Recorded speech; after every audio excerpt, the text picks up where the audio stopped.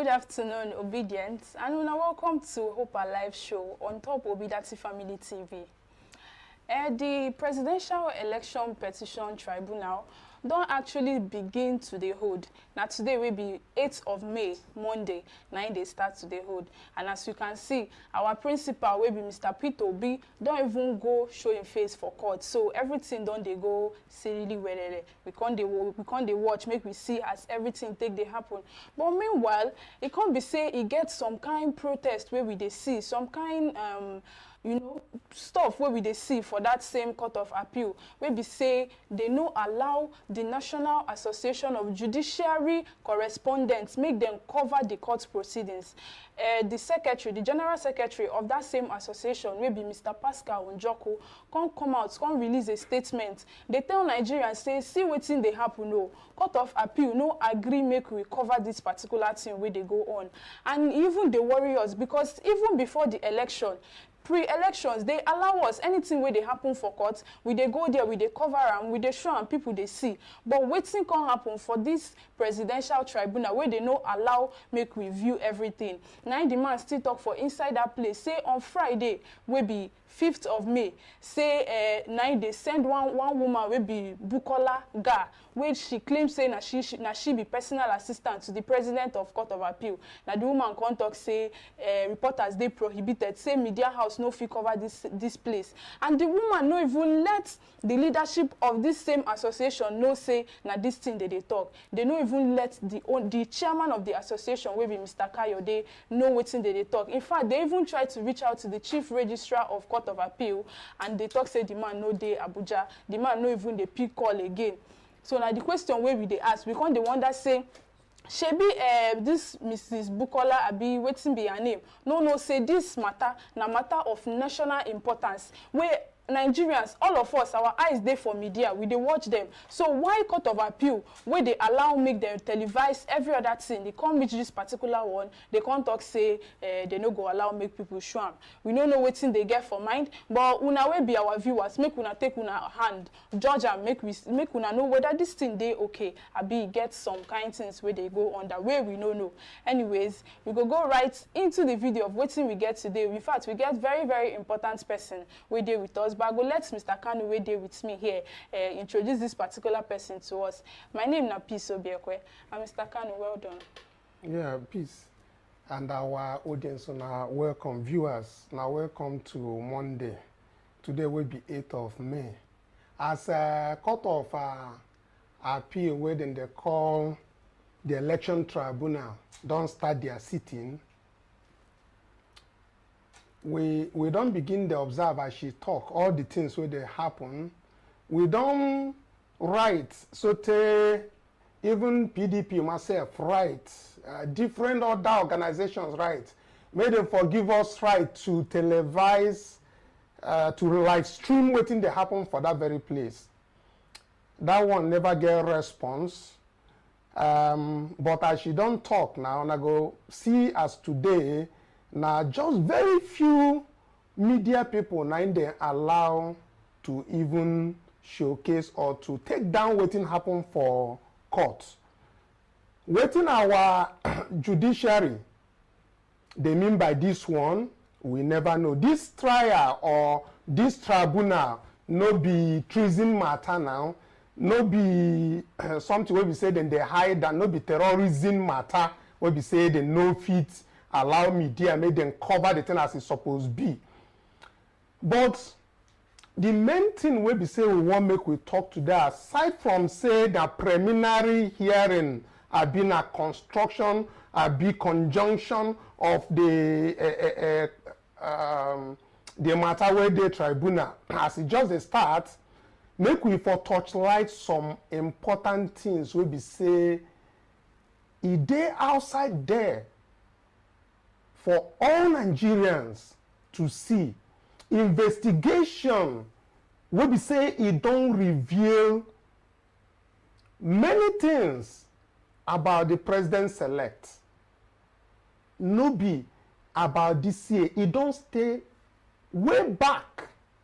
And the person will be say he bring this information make Nigerians for know wetin they expect. The person there with us today. And the many controversies wey be say e dey follow Ahmed Tinubu, the president-elect. He said today, make him join us again. Make him bring these things out again. Not be to begin break them down because they don't talk them many times, both on our show, in the mainstream media, and many places. This person is none other than David Hundeyin.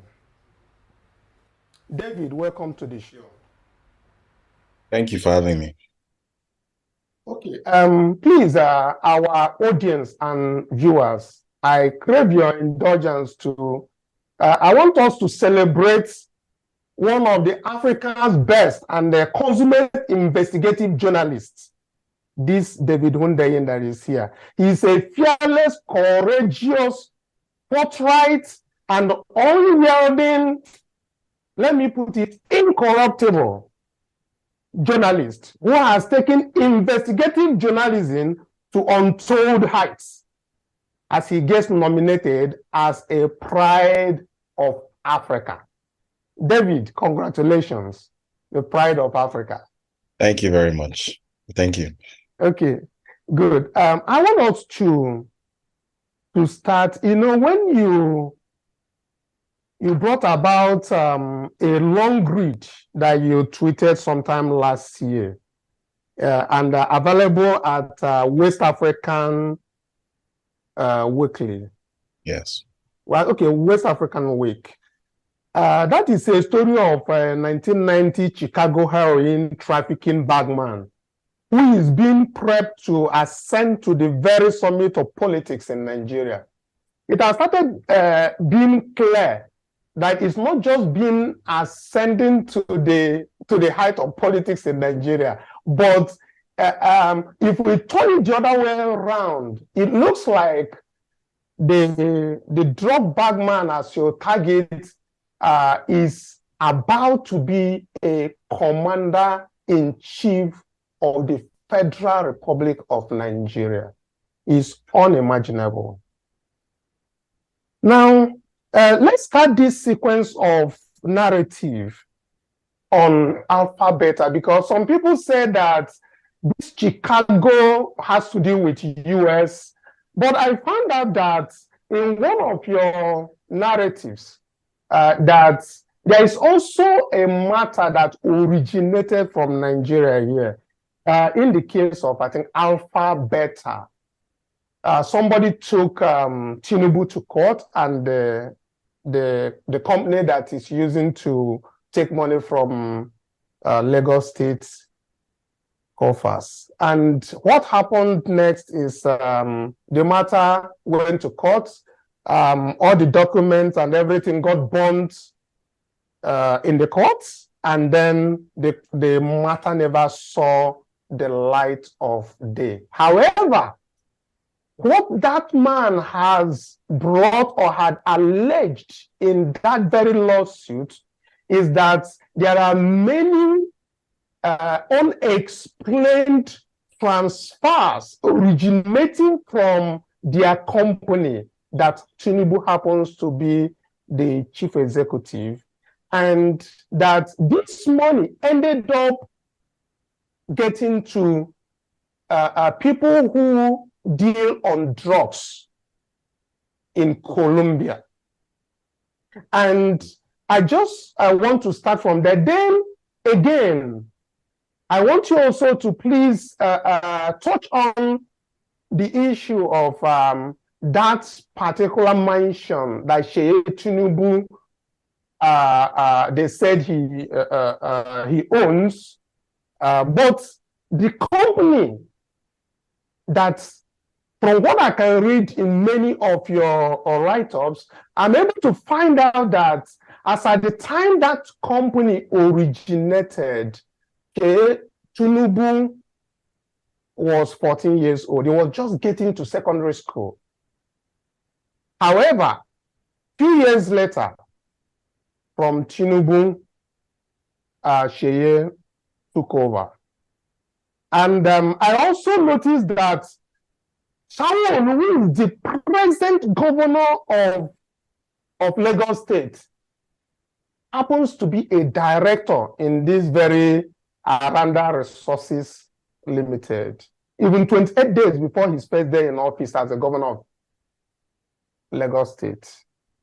Fashola also had a hand in this Aranda Resources Limited. As I can see from your write-up, a signed and presented an allotment of shares of Aranda Resources Limited to Nigeria's corporate registry. That is in 2001.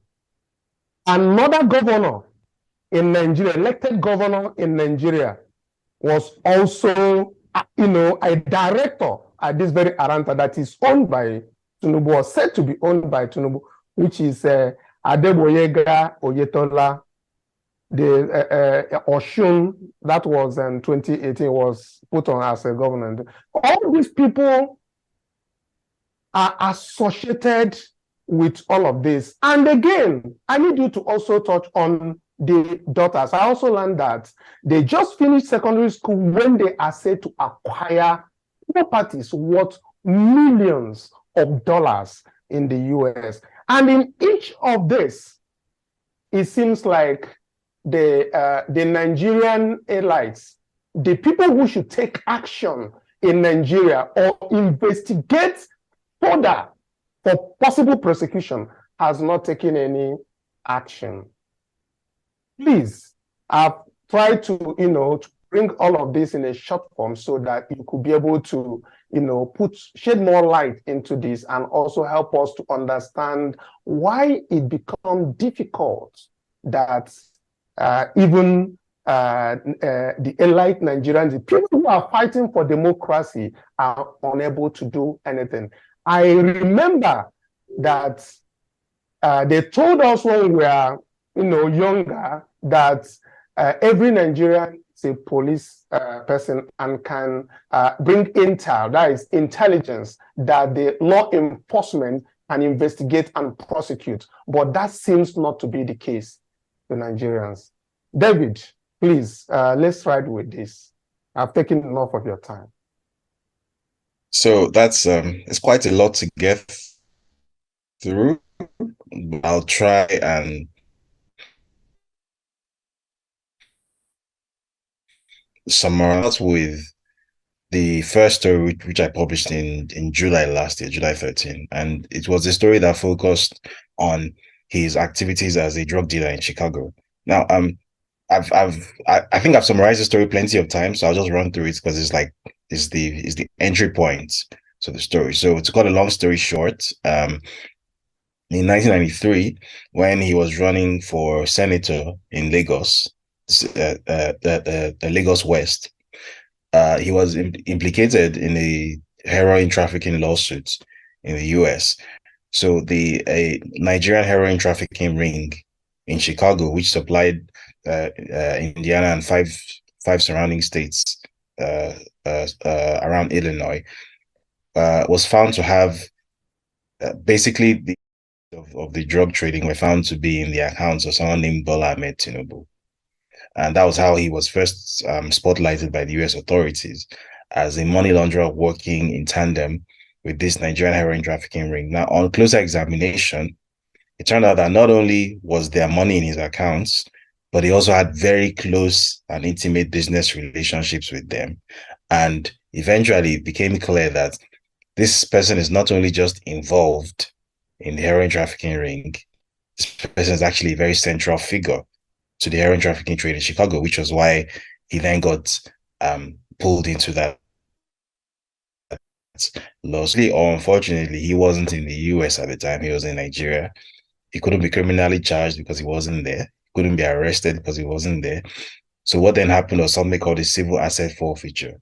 Civil asset forfeiture is a criminal process where the proceeds of crime, which have been proven to be proceeds of crime, are confiscated by the US government. So the total sum of $460,000 was confiscated by the US government, was forfeited, was seized by the US government from Tinubu. Now, over the course of the the intervening 30 years. This story had reared its head a couple of times, notably in 1999 when he was running for governor of Lagos State. But at the time, the documents to prove it weren't available yet. They weren't accessible. So it was a lot of it was just word of mouth. And then the lawyer who was actually pursuing the case, the late Ganifa SAN, for reasons best known to him, was convinced to discontinue the action and stop the case. And in any case, he was, after getting sworn in as governor, there was then the legal jeopardy of whether it's actually possible to try a sitting governor, seeing as he has immunity. So as a result, the case died a natural death. Up until last year, when I decided that since this person is running for president, and he's running for president on a platform of the incumbent party, which gives him a possibility of winning, then I think the Nigerian people need to know.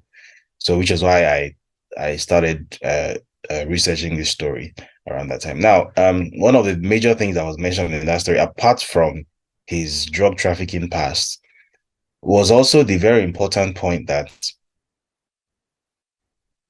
his family members have been using real estate to potentially launder drug money for a very long time. So using information available on public record in the US, for example, I was able to prove that his two youngest daughters, Zainab and Habibat, at the ages of 22 and 25 respectively, in the year 2014, bought real estate in New York, luxury, deluxe real estate worth $2.2 million and $2.5 million respectively. And they both paid cash, which means they both paid upfront for it. Typically in America, if you're buying any kind of real estate, people usually pay with mortgages, which are basically 30-year loans. These ones who were young people fresh out of school, 22 years old, 25 years old, no recognized source of income, no recognized business they're running, no jobs, nothing, were able to put up the sum of $2.2 million and $2.5 million respectively, which is a total of $4.7 million on real estate in New York. And interestingly, not only did they buy that real estate, but if you know how property taxation works in the US, every year or every quarter, there's a certain amount that you have to pay as property taxes in the US. And the higher the value of the property, the higher the taxes that are assessed on it. So up until the first quarter of this year, which is 2023, you can check the US public record. They have still been paying those taxes.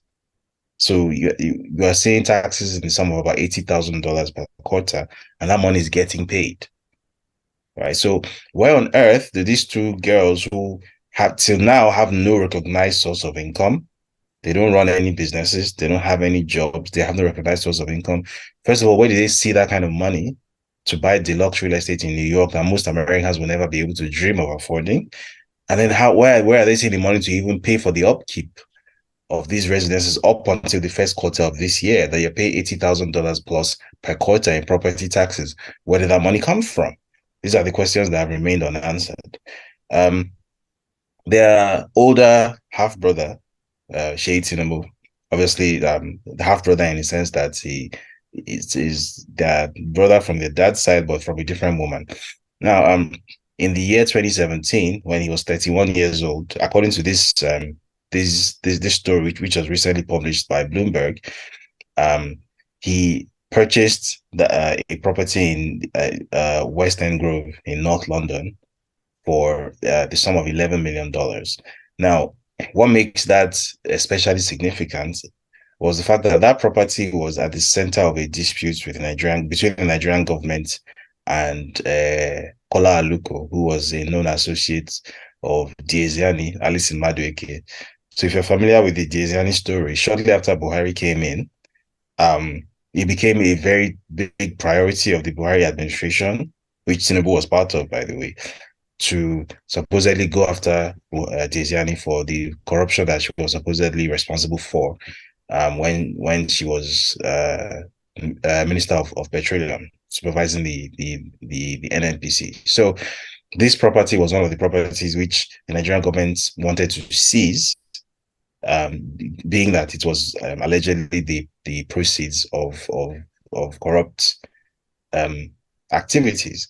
So the actual market value of this property was something like $25 million or in excess of $25 million. And somehow, Sheyi Tinubu, who obviously his father is Bola Ahmed Tinubu, who was a very prominent member of the Buhari administration in a political sense, and who was allegedly responsible for making Buhari president, was able to obtain this property for less than half of his market value. So there are two issues there. First of all, where did an unemployed 31-year-old man find $11 million to pay for prime expensive real estate in North London, first of all? And then secondly, how was it that this property, which was the subject of seizure action from the Nigerian government and which had a certain assessed market value, how was it that he was able to pay less than half of the market value to obtain this property? And the obvious answer to that is there's some very hefty political corruption going on there. There were several other issues. There's also the issue surrounding, and I think I've appeared on this show before and I've covered some of these other issues. The issue surrounding, for example, the fact that there was a potential instance of identity theft on his past record, based on the records which were obtained from Chicago State University under subpoena, Chicago State University, which he supposedly attended, and the entry records for the person known as Bola A. Tinubu showed that that person they had on file was a female, wasn't a man. So which potentially means that if he is parading himself as that person now, he has potentially committed identity fraud at some point in his life, and he's not who he claims he is, which is also further complicated by the fact that the supposed Chicago State University certificate, which he submitted to INEC, was a forgery. And as the Election Petition Tribunal has commenced, you will hear more of that in the coming few days, because this, I'm informed on good authority, has been added to the lawsuit. So you're going to hear more of that in the coming few days. The fact that there are just so many issues, it's sometimes almost overwhelming to sort of try and get through them and to try and like pass your thoughts, because there are about 5 or 6 stories in one, which I've tried to sort of compress into 10 minutes here. So, you know, I hope that helped.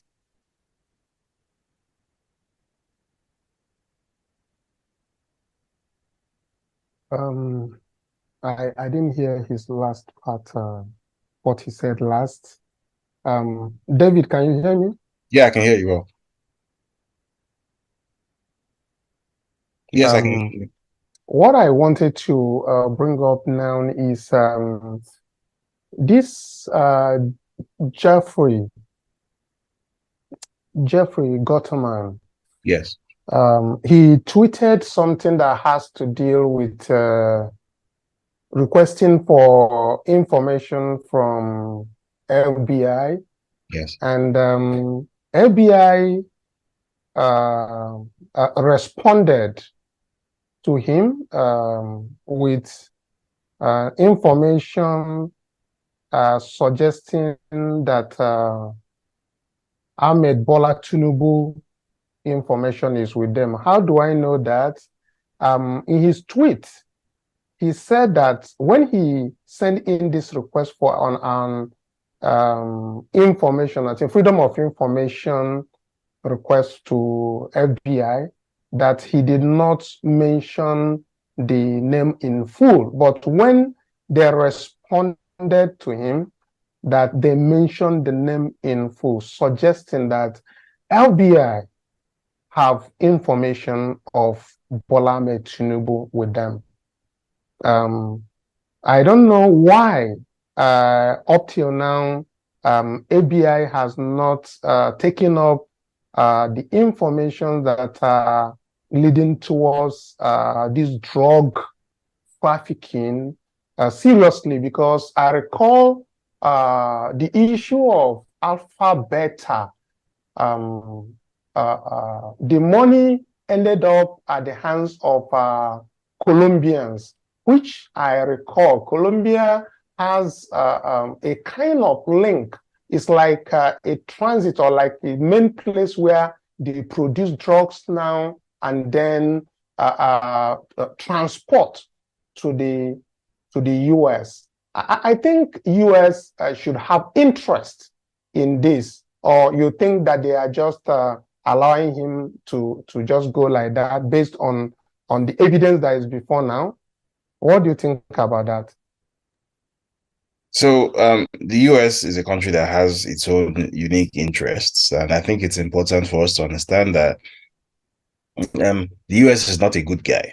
It's not a bad guy either, but it's not a good guy. The US is what I call amoral, right? They act in their own interests, and they act in some very unconventional ways when the situation calls for it. Now, if it's in their interests for a drug trafficker to become president of Nigeria, well, it might not be too difficult to understand why. So as you might know, the top foreign policy priority of the US right now is its undeclared Cold War with China and Russia, right? So if it's possible, especially in a country as important in Africa as Nigeria, if it's possible to ensure that whoever becomes Nigerian head of state is under your control, which means that you can stop them from further embedding themselves with self-influence, then it works for you.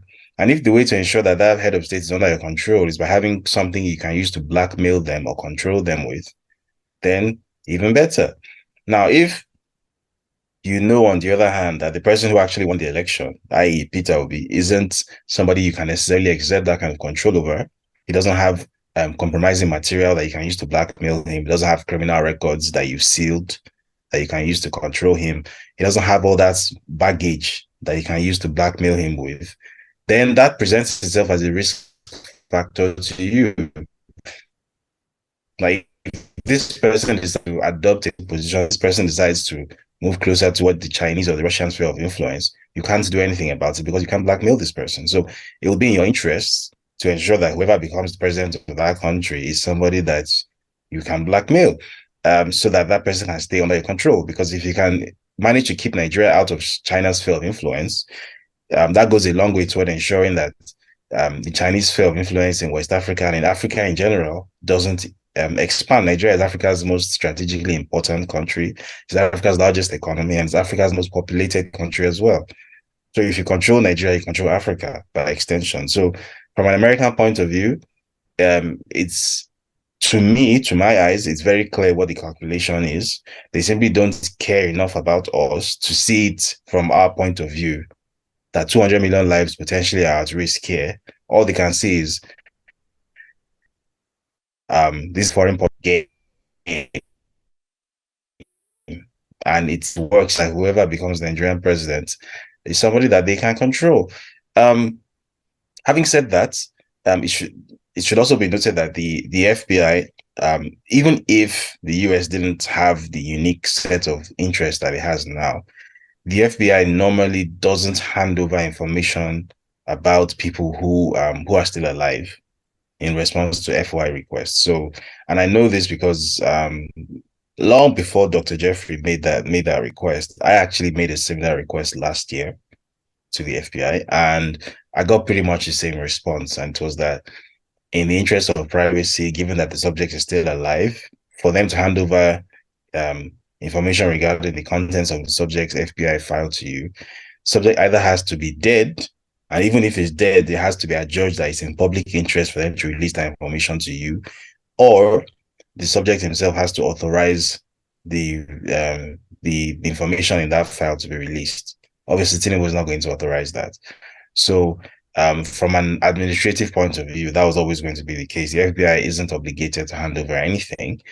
But the reason I'm convinced that at this point is more than just a case of administrative process is that there are other agencies that have engaged in similar rigmarole for no appreciable reason. And so when you have the FBI, you have the DEA, you have the IRS, all sort of stonewalling and almost collaborating to frustrate someone from accessing public interest information, including information which isn't even private information which isn't contingent on the subject being alive or any privacy concerns or anything. And they just make it as difficult or as lengthy as possible for you to access this information.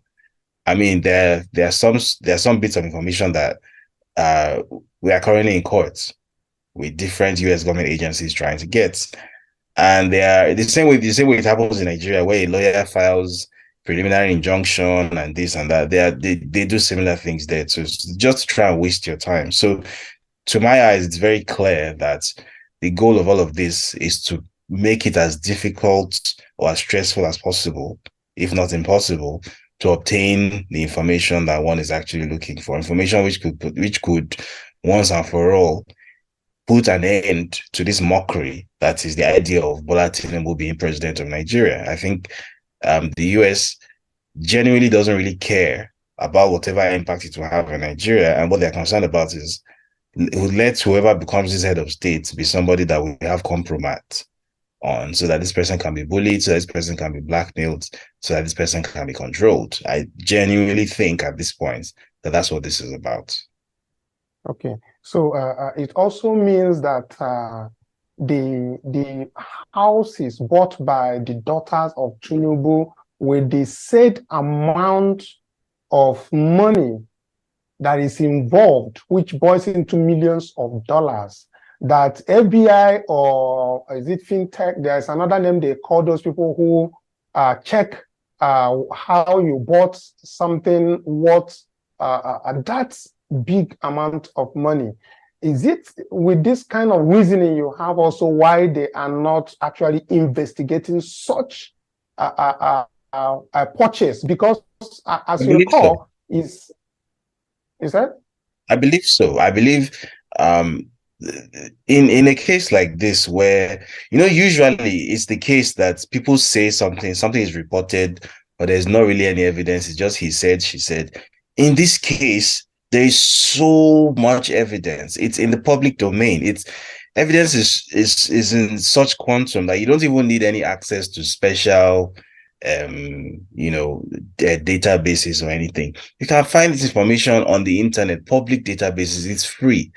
So information regarding, for example, the cost of those properties and the transactions, who bought them, how much, all this. If you go to Zillow, which is like one of the biggest real estate websites in the US, it's like the American equivalent of Nigeria Property Center or something.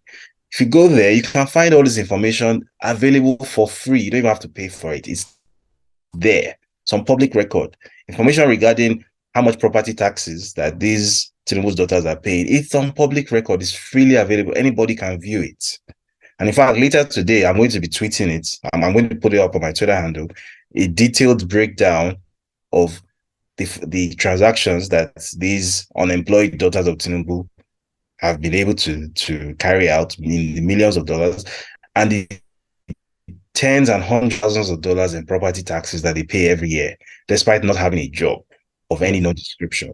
So you cannot tell me that the US authorities, like if I'm sitting down somewhere in London, if I know all of this, you can't tell me that the US authorities don't know this. That's not true. Of course they do. Yeah. They are very proficient at their jobs.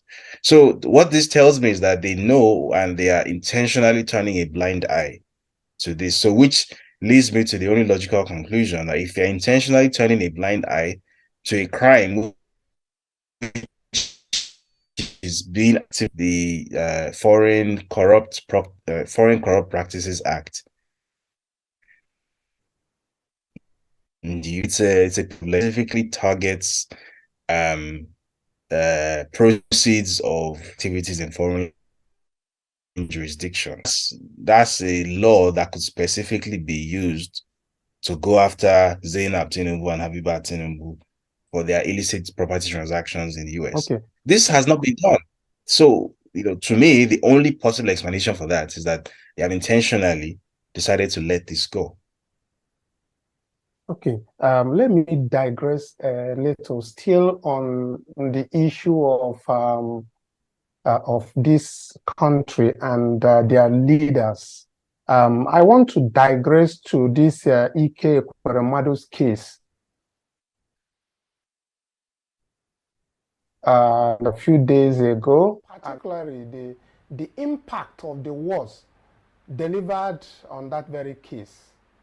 It's like echoes on my mind what the judge said, because I went through the transcript And what I got from the transcript is always echoing on my head, which is, you exploited the vulnerability of his poverty. You have profound understanding on the impact of poverty.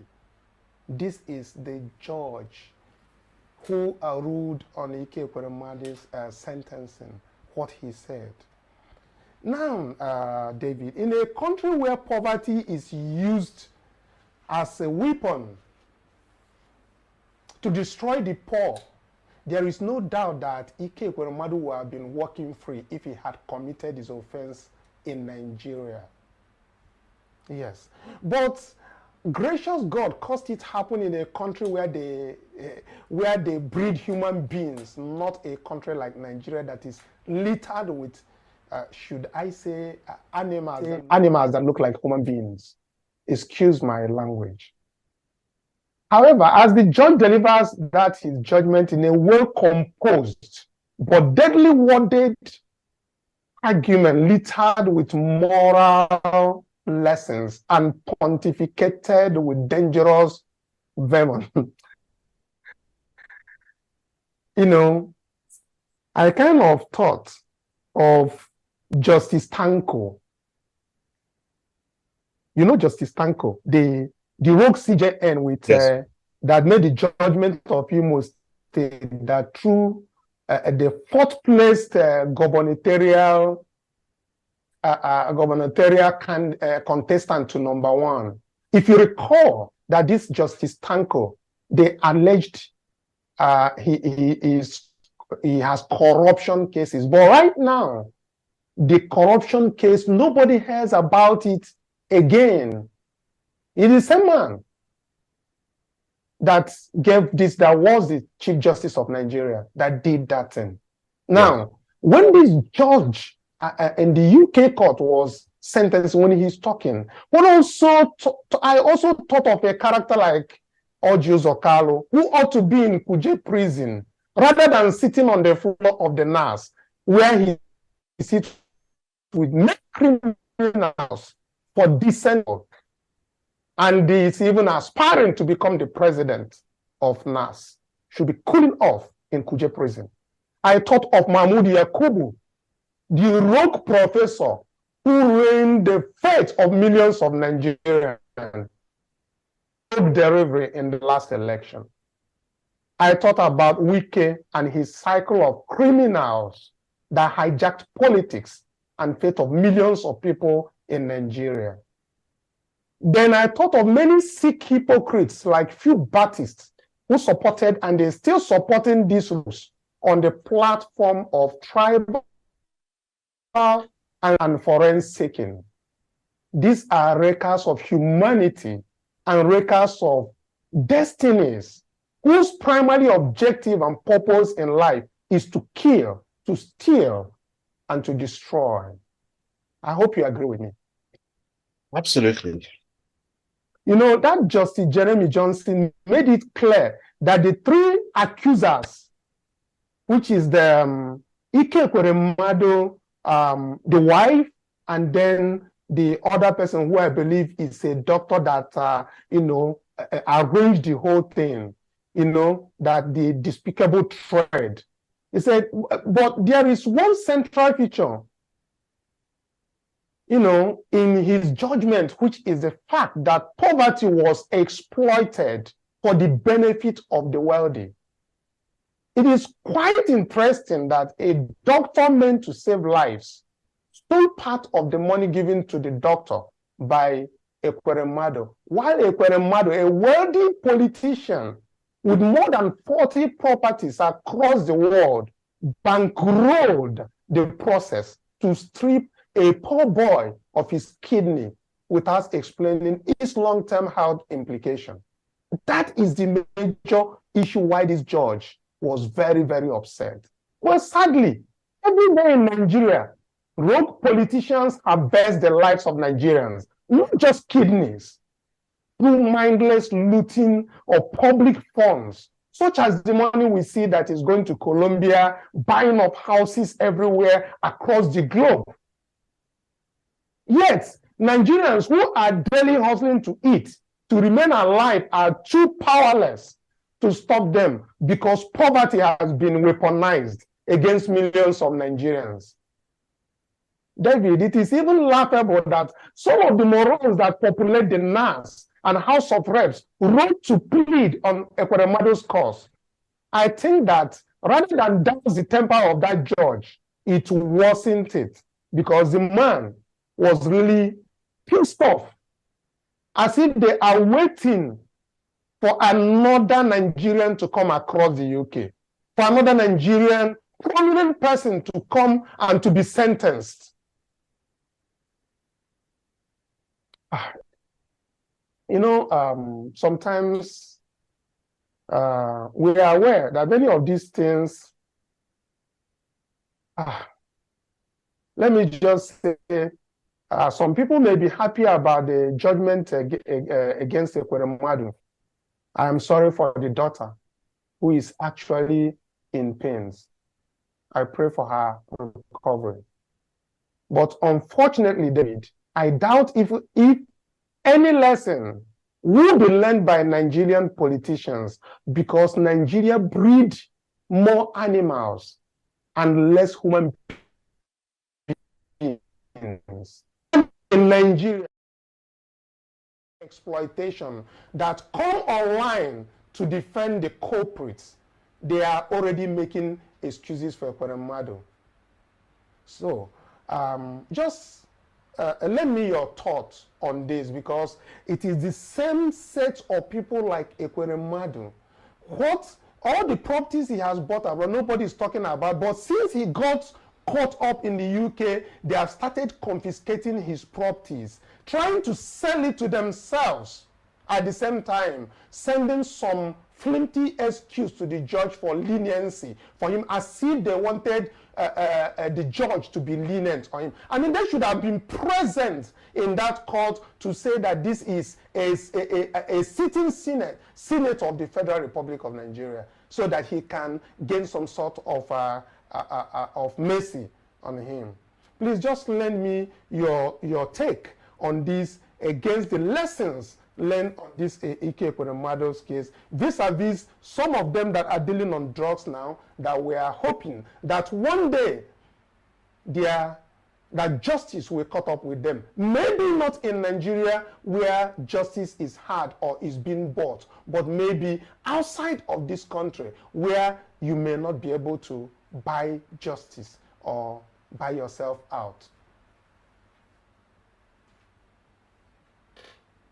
I think, first of all, that the judgment, despite the fact that many people in Nigeria, for reasons unknown to me, seem to be upset with the judgment, I think it was a good judgment. I think it was a fair judgment, and I certainly don't agree with the idea that somehow Ekweremadu is a victim in any of this, or that he was just doing what any father would do. You know, all these ridiculous narratives I've been seeing flying around. I don't believe that is the case at all. I believe that he knowingly and actively tried to take advantage of a poor person who did not know any better. And the easiest way to prove this is by looking at the money that was involved. How much were they offering to pay this guy? In total, it was something like, what was it, 4 million naira? A kidney, the going rate for a kidney, if you're going to buy one, is in excess of 50 million naira. How's the kidney? The simple reason for that is that he believes that, well, if it's a kidney coming from a Nigerian, those ones, they don't know any better, and they are not in a bargaining position. So 4 million, that's probably more than what he has, that David Hundeyin person has seen in his life, which is probably true. So, and I have a profound ethical disagreement, because what that then infers is that the life of Ekweremadu's daughter, her life is precious, no doubt, but it's not more precious than the life of that other person who was going to end up being a donor and didn't fully understand what he was getting himself into. Right. So I think this was a good judgment, and I think it sends a signal to the Nigerian political class that no matter how lawless and useless they have made Nigeria, that the whole world doesn't operate like Nigeria, thankfully. So if they want to carry out their or whatever it is they want to do, they need to find a way to make sure that even the infrastructure to enable this criminality should even be in Nigeria. Because if there was a facility in Nigeria where a kidney transplant could safely be performed, and Ekweremadu had done this at that facility, as you said, he would be a completely free man by now. Nothing would have happened to him. He would have been able to take advantage of that 20-something-year-old man, he would have been fine. But because their leadership has been so mediocre and so useless that even the infrastructure to even carry out something illegal in Nigeria, they don't even have it. So you had to come all the way to the UK to do it here, and then you got caught here, and then going to spend the next decade in jail.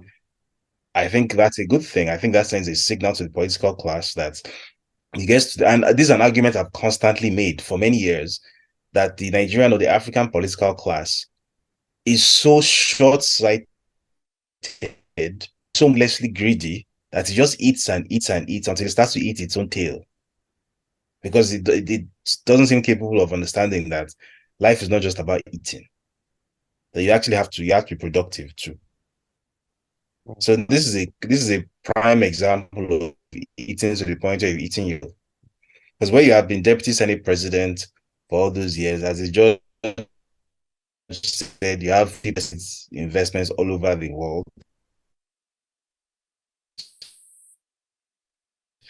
And there we built a renal specialist center in Ekwerimadu's village, where he could have carried out his kidney transplants. But it was more important for him to buy houses in London or Geneva or wherever. So I do not feel any slight hint of sympathy for him whatsoever. I do not. And I don't think any right-thinking person should either.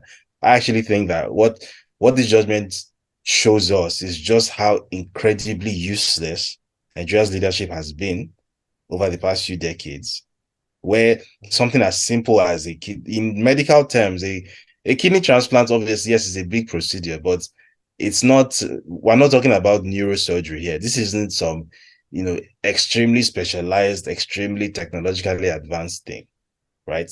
I'm sure there are places in South Africa where you can do a kidney surgery, where you can do a kidney transplant.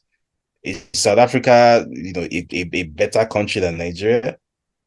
I'm not sure it is. So I mean, the Nigerian political class, and as you also mentioned, letters. I don't know whether they thought that this is Nigeria. They're sending letters to the judge, they're sending letters to the UK government, pleading for leniency. They should, that horrible thing we see in Nigeria, that temper the hell that means. They were sending letters saying that to the judge, and they're all trying to sort of. I was seeing some. I don't know. He calls himself a lawyer. I forgot his name. I think he was on TV a couple of days ago, and he was saying some absolute arrant nonsense about how following the royal coronation that King Charles might grant a pardon to Ekweremadu. I don't know where he got that idea from, because first of all, the pardons to criminals, first of all, and the second, even if he had that power, why would he use it for a Nigerian kleptocrat? You understand? So I feel like what this case has showed is the extent to which the Nigerian class has sort of been living in its own bubble, to the extent that it has even started having a misconception about how the world outside of Nigeria operates. The Nigerian political class is so dumb that they think the whole world is Nigeria, and that the whole world functions like Nigeria. Because in Nigeria, you can buy your way through everything. But that's not how the rest of the world operates. In the rest of the world, yes, you can still buy your way through a lot of things, but there are still some basic principles that you can't violate. The game has rules elsewhere in the world. It's only in Nigeria that there are no rules. And that's why Nigeria is the way it is. So what I would like people to take away from this, especially the Nigerian political class, because I know they're going to watch this, what I would like them to take away from this is that this is prima facie evidence of how utterly useless you are. That your former deputy senate president, and the person you've been writing letters on his behalf, that you used to attend his parties, your children and his children are friends, you are all colleagues and contemporaries and friends, this person is going to be spending next 10 years in HMP Belmarsh or something, because all of you collectively were so incredibly useless that in 20 plus years of democracy, Nigeria does not have a single facility where a kidney transplant can be carried out successfully. A country of 180 million plus people. Okay, David. I think going from what you've said, I will also add that the judge that sentenced Ekweremadu is very much aware that many of those who try to intervene are the same set of criminals that are harvesting the lives of Nigerians. I guess that's one or more reasons, because if that young man had not reported that issue in the UK, and that issue originated or he's back here in Nigeria, he will be the one going for 25 years in prison in Nigeria. I guess you will agree with me. But let's take another outside of this, because time is not really on our side outside of this. Now, as at last year, I want to repeat that you tagged the Chicago heroin trafficking bag man who is being prepped to ascend the very summit of the politics in Nigeria. And now it is becoming more, as the day goes by, it's becoming more obvious for the elite that May 29 is sacrosanct, meaning that everybody among the Baptists are already looking up to 29th of May when Bola Ahmed Tinubu will become the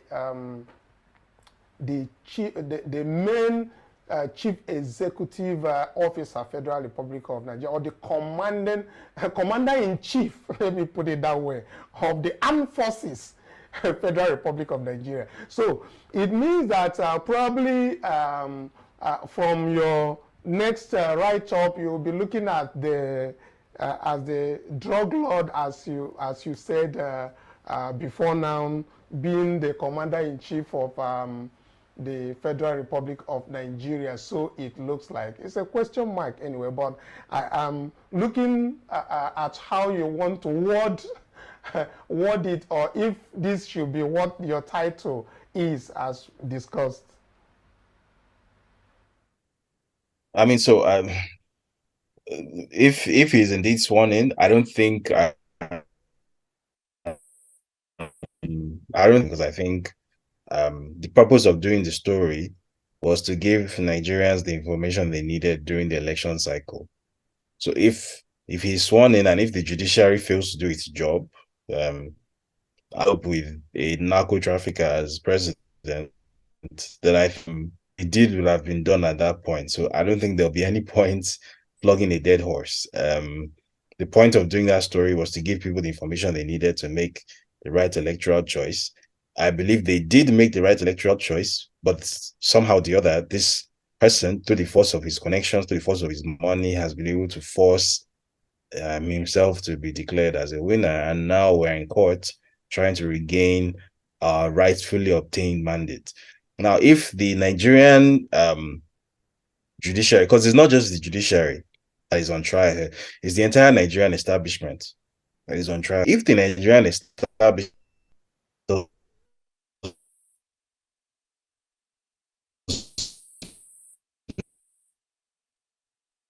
not do the right thing to give it to him, no, we're going to ensure that we're going to make this criminal head of state instead, and there's nothing you can do about it. If that is what the Nigerian establishment led by the judiciary does, the one thing I need them to understand is that the moment you do that is the same moment you signal to young Nigerians under the age of 40, who are more than 80% of the population of this country. You signal to them that the game no longer has rules. The game no longer has rules. So it's a free-for-all now. Nothing matters anymore. The minute you do that, you have effectively signed your own death warrant. Because what will result from that is a complete breakdown in the belief in the concept of any kind of rules-based order, any kind of, Nigeria as we know it, right? Even though Nigeria is a very dysfunctional country, even though Nigeria has limited state capacity, even though Nigeria has all these problems, Nigeria is still functional to a very limited extent. It still exists, in some form. But the minute you signal that you have so little respect for Nigeria's institutions, that you who lead those institutions are willing to completely rubbish and debase those institutions in service to a drug trafficker, the minute you do that, then you have signaled to the Nigerian people that everybody can do whatever they like now. Nothing matters. You can be a drug trafficker, you can be convicted for it, you can be a corrupt politician, you can have indictments, you can have all these horrible stains on your record locally and internationally. And then you can lose an election heavily on top. And then guess what? You still will declare the winner, and you still take office anyway. That the only thing that matters is just get money anyway, anyhow, just get money.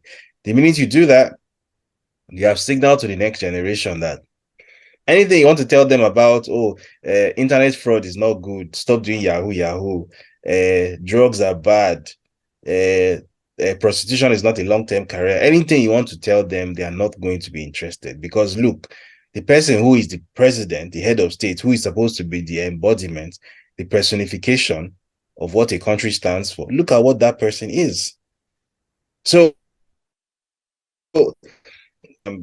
people from within the Nigerian establishment are going to watch this, and it's them I'm talking to directly. They need to think I don't know what offers that Bola Tinubu has made to everybody. I know he has made a lot of offers to a lot of people, and I know he has a lot of money to make these offers, the kind of money that you can only have when you didn't make it legally. I know.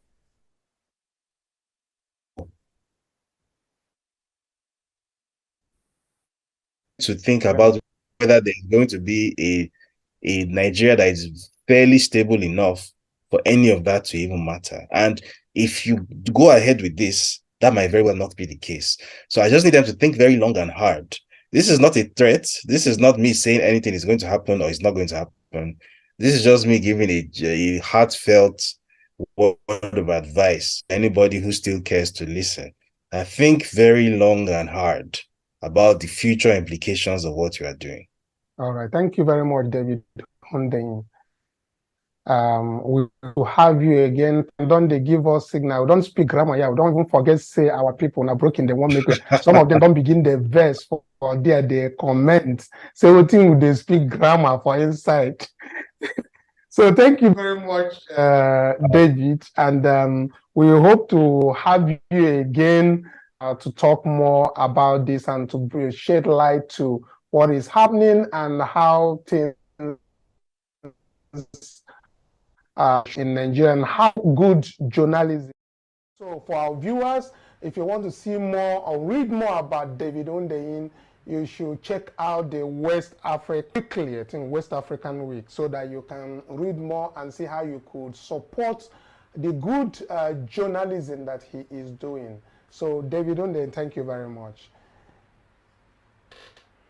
You're welcome. Peace. We cannot say since you they give me signs say that grammar now they speak here since so best time don't they give us signal make we carry our car come up for studio. Over to you. I don't get used to when you just switch to grammar like this. I go just maybe they do your thing like that. Okay. Anyways, my people, waiting this last thing where David Hundeyin actually talk, waiting remind me now that same thing where that's he talk for that interview where he gets for channels, where he talk say if you swear in a man when no meets the constitutional demands of Nigeria, now be say you are calling for the death of democracy in Nigeria, where they can't twist and can't talk say na treason a commit. So anyways, my people, when I don't see them, una don't hear am, una don't see everything with una eyes, and we don't come to the end of the show for today. And we dey say special thanks to all of una wey stay with us from the beginning to the end. We really appreciate una wey never subscribe to our channel, where you dey like our video, you dey comment, you dey even dey share am, but you never subscribe to the channel. Abeg, do us good and subscribe to the channel, and also turn on the notification button, so anytime wey we post, you go get alert say we don drop content. And in case you never follow us for other social media platforms, you can still follow us on TikTok. We still dey for TikTok, we dey for Twitter, we dey for Instagram, we dey for Facebook at Obidati Family TV. You fit click the link wey dey beneath this video, may you follow us sharp sharp. And if you still want to support us in any way financially, our link still dey for under this video. You fit still send to our Nigerian account. You will get our cash app for there, we get our dollar account, everything dey there for you. And we dey say thank you for staying with us, but we go still see you again tomorrow. But for now, bye bye.